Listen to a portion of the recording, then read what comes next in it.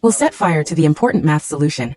And the professor rushed forward without regard for his own safety. Seeing his disheveled appearance, Will felt somewhat uneasy in his heart. For a genius like him, this difficult problem was as simple as elementary school math.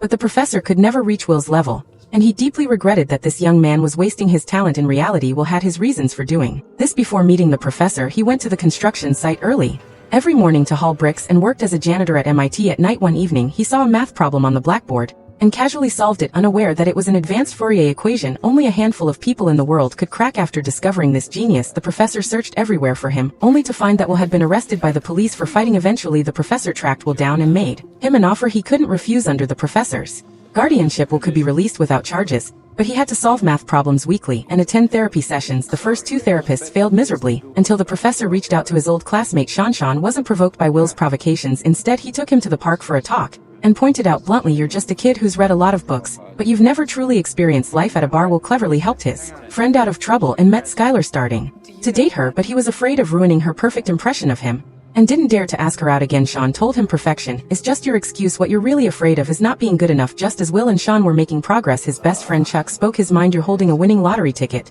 but too scared to cash it in. If you're still here 20 years from now, it'd be a waste of life. The best 10 seconds of my day are when I pull up to your place hoping maybe you've left for good." The professor and Sean argued over Will's future. The professor didn't want his talent wasted, while Sean didn't want his life wasted. With Sean's help, Will finally opened up and shared his experience of being abused by his foster father. Sean repeated to him over and over, "It's not your fault." In the end, Will accepted his gift and took the job the professor arranged for him. On his birthday, his friends gave him a rebuilt junker car. A few days later, Will quietly left a letter in Sean's mailbox and drove away from the city. When Chuck came to Will's place and found it empty, he smiled in relief because Will had finally gone to find his true worth.